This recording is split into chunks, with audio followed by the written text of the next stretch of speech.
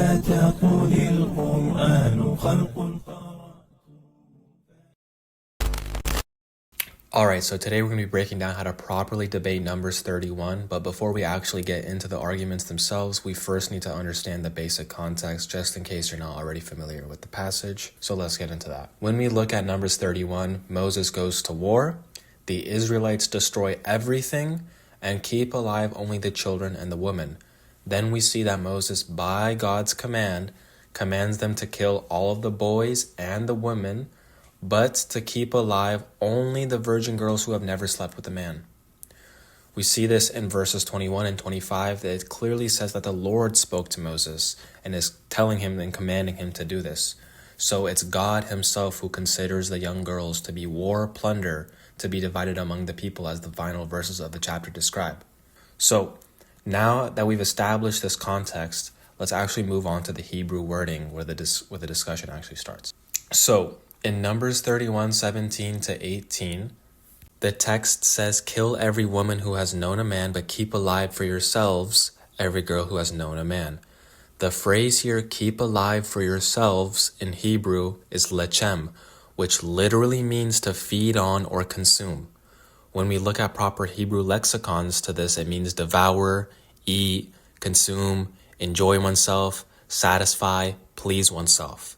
Scholars even note that this means to eat in a literal sense and to enjoy the use in a figurative sense.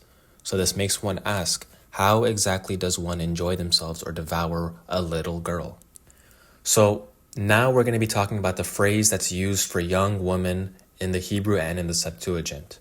In the Hebrew, the wording literally refers to a little child of the female gender. So the verse is explicitly talking about little girls here.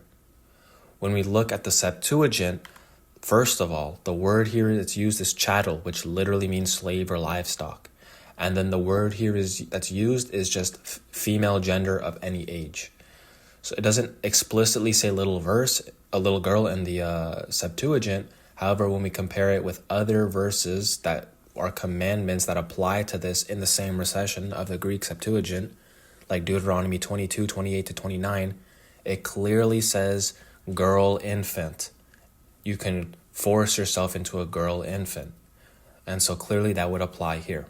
So to summarize, before we actually move on to how to debate this properly, Moses, at around 80 years old, goes to war by God's command.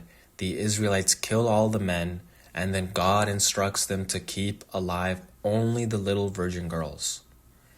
The text says they may lechem them, a word meaning to eat, consume, devour, or please oneself. And then this is where the moral and theological conversation begins, because according to this text, this command comes directly from God himself, whom Christians believe is Jesus.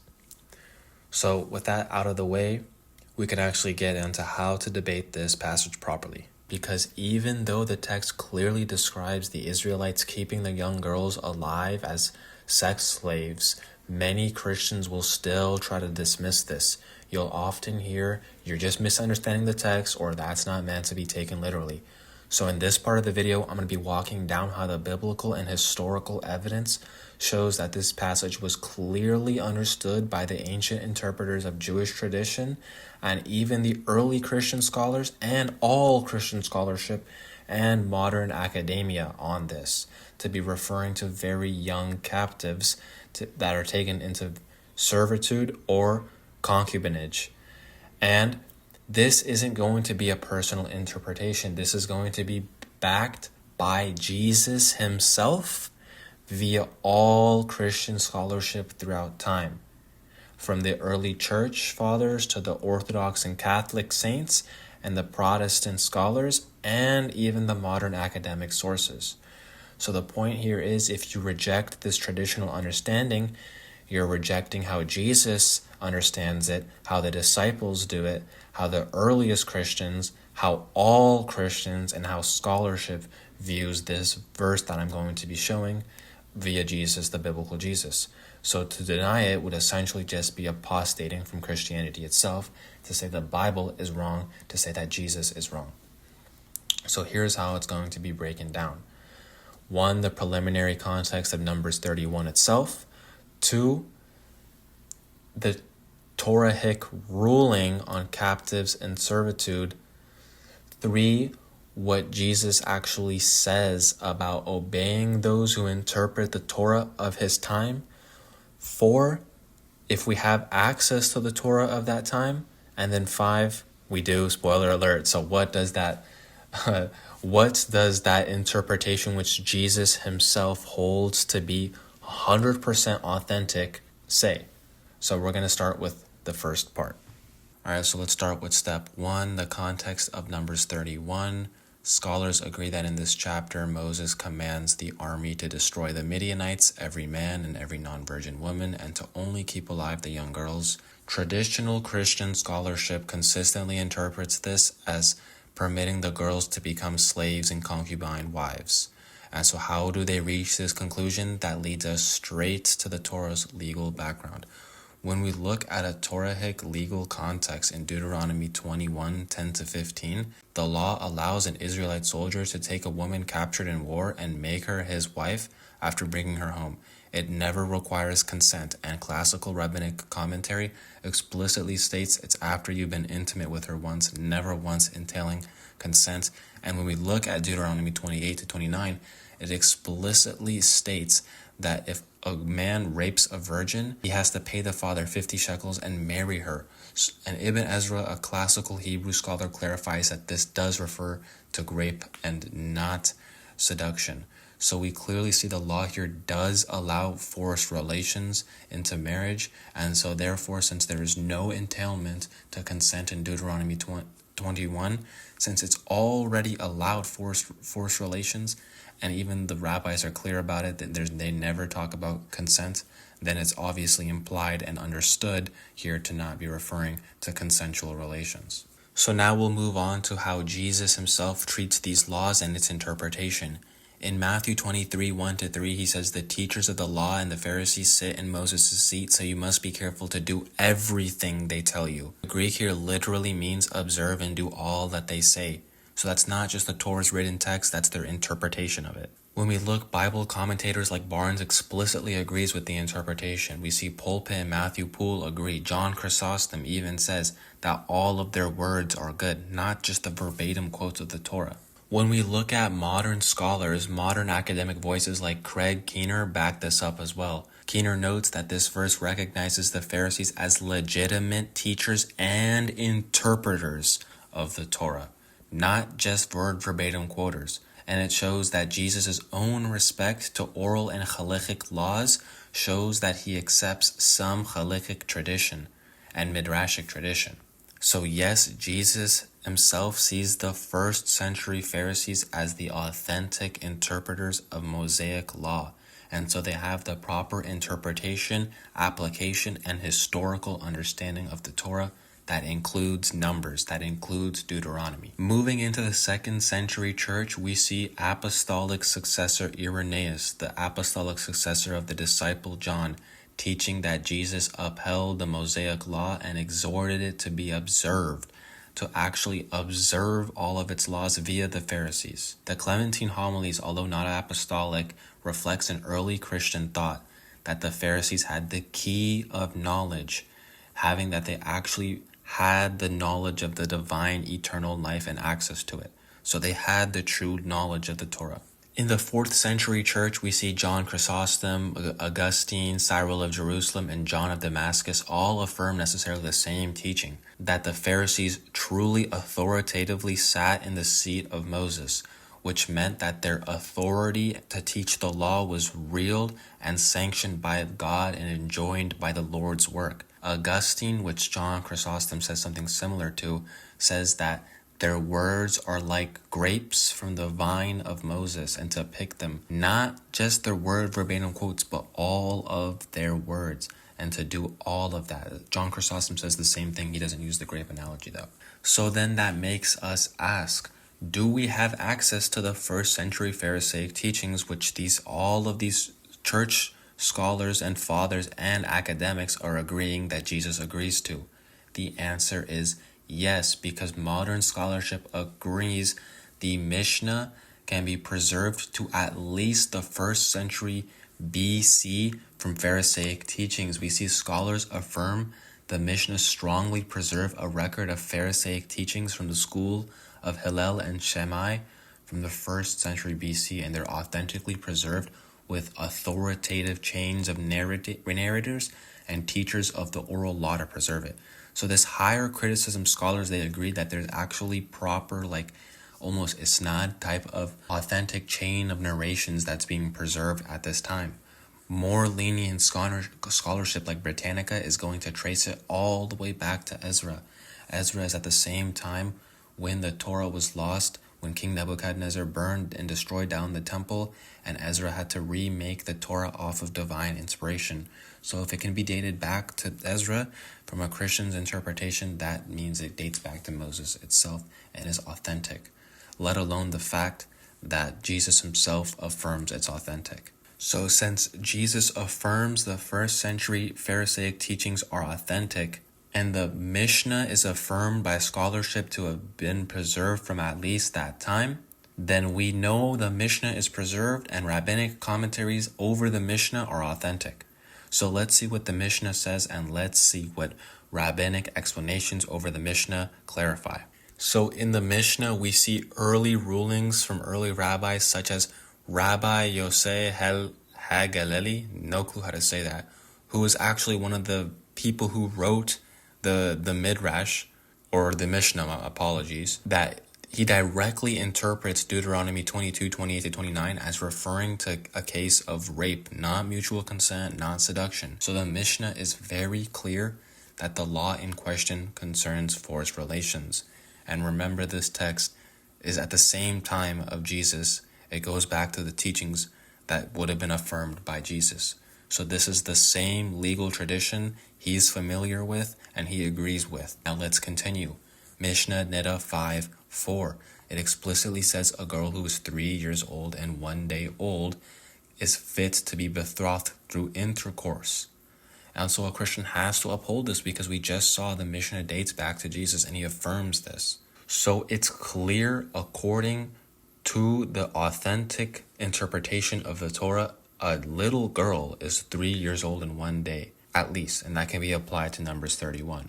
So when we look at rabbinic commentators that interpret Numbers 31 and Deuteronomy 21 to 22 using Mishnah rulings and the traditional interpretations which Jesus affirms, which date back before even Jesus and are still preserved and affirmed, we see commentators like Chizkani and Or Hachem explicitly interpret the command to quote-unquote keep them alive as a mean of captives that they would use for childbearing. Now, I don't know about you, but as Chizkani says, a girl who is not attained the age of 3 years old and a day old is being kept quote-unquote alive for a means of children they would bear for a captive marriage. Man, I don't know. That does not sound pretty good with me if you ask me. And remember, Jesus affirms these type of teachings. It has to be taken like this, not metaphorically, not in any other way. This is the proper interpretation according to Jesus, backed by all Christian scholarship and academic scholarship. So that even makes that interpretation we looked at earlier on Deuteronomy 21, 10 to 15 authentic as it's preserved in the Mishnah. So at this point, from a pure academic standpoint, it's impossible to deny because academic is very, very clear that this is the case. From a Christian standpoint, they're going to keep on continuing even though their fathers and scholars are very clear that this is about it. But apparently all Christians are smarter than their scholars, so we're going to have to continue to just prove them wrong. So let's just continue now. We're going to just, that's essentially the argument. So now we're just going to continue to take this more in depth and actually look at the verses clearly and see how it was understood clearly by Christian history. So first, we just saw this a little bit in the beginning, but I'm going to go over this again further. In Deuteronomy 22, 28 to 29, in the Septuagint, which Jesus would have had access to, it explicitly states child virgin and violates /force his way, so rape. So yeah, it's very, very clear that it's about forcing your way into a child virgin, right? A little girl virgin. So before I go further, this is actually going to be a very good time to bring up this rebuttal that the fathers and the Orthodox saints aren't actually affirming the first century Jew Pharisaic teachings. A common argument that's going to be made here is that the fathers aren't actually affirming their interpretation and their application, but just the word verbatim quotes of their Torah.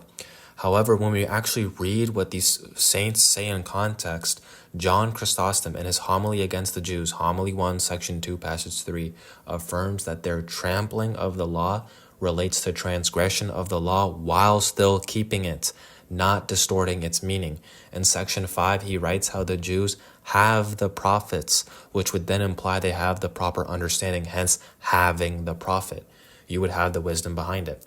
Chrysostom at the end also writes how Jews refuse to believe the prophet's words relating Christ, meaning that they know it, but they're refusing to accept it. They're rejecting it.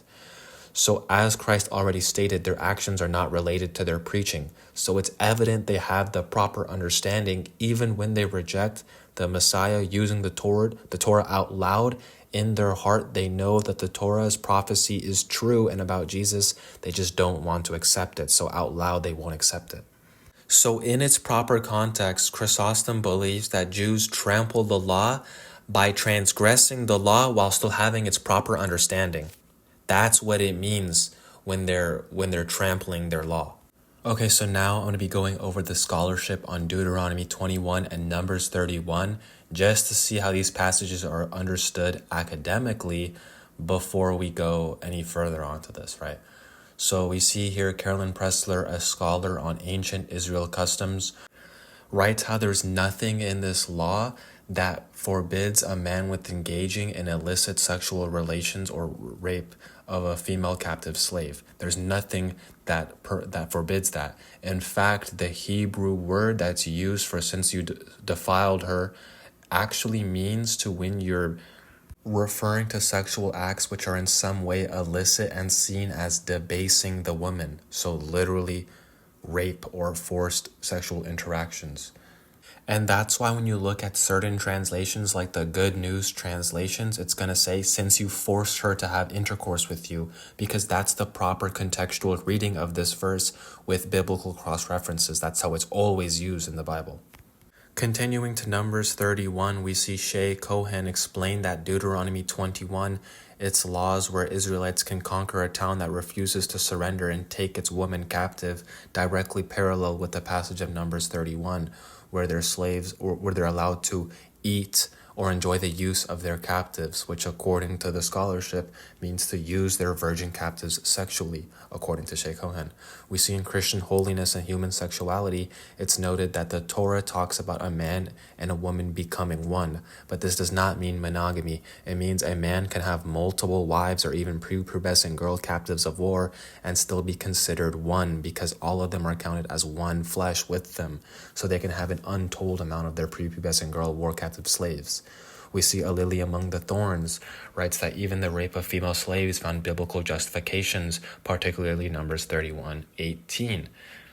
Continuing even further, we look at the human faces of God, where it's written that scholars note here that it is Yahweh, not Moses, who commands the girls to be kept alive as trophy wives for the Israelite men. And finally, when we just look at a proper Hebrew and English critical pronouncing dictionary, we see that lechem, like I already explained, means devour, eat, conquer, please, feast, satisfy yourselves with.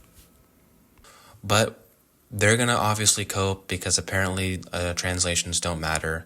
Let's see how the Orthodox Christians in the 4th and the 5th century understood this. When we look at the Latin Vulgate, it's a Latin 4th century translation from Church Father Jerome when he uses the Hebrew translation and translates it into Latin. So he uses the same word in verse 25 and verse 28 for forced relation. But the word for forced relation in verse 25 is clearly, undisputably about rape. No one contends that. Everyone agrees with that. So clearly Jerome thinks the verse and the meaning of the word are the same in verses 25 and 28, when in 25 it was about rape.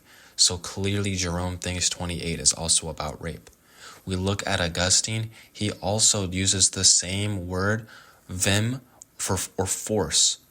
And he presents no contention to this passage about it being about forced intercourse or rape. And he gives his opinion on the matter. So it's clear that both Augustine and Jerome clearly think it's about forced relations. Alright, so now I'm going to wrap this up with one last counterpoint that Christians often bring up. A big cope. Though whenever they see the Mishnah Nida 5:4, they go, oh, there's no way the Bible or Jewish law would ever suggest that. That's obviously a fake satanic corruption. Okay, so now I'm going to have to show that according to the Torah itself, it testifies that 3 is the Jewish woman's age of consent. Before we get into that, we're going to have to get into a few clarifications. First, the Torah is not arranged chronologically, it is arranged thematically. For example, in Numbers 1, it's in the 2nd month of the 2nd year. But in Numbers 9 chapters later, we're back to the 1st month of the same year. So even though it's 9 chapters later, it goes back a month. So the narrative is not linear when it's tracking timelines. It's actually thematically based. Second, we have the fact that biblical time is the same as normal time, okay? 1 year in the Bible is 1 year in real life. Numbers are not changing. And 3 is the fact that the Torah is going to explicitly give us the age of Prophet Isaac's wife if we read the Bible in context and keep the ages in mind and remember prophets are moral examples to the believers of their times according to scholars. So here's the quick breakdown in case you haven't already gone over this yourself. In Genesis 17:17, Abraham is 100 and Sarah is 90 when Isaac is born. In Genesis 21:15, it also says that Abraham gives birth to Isaac at 100.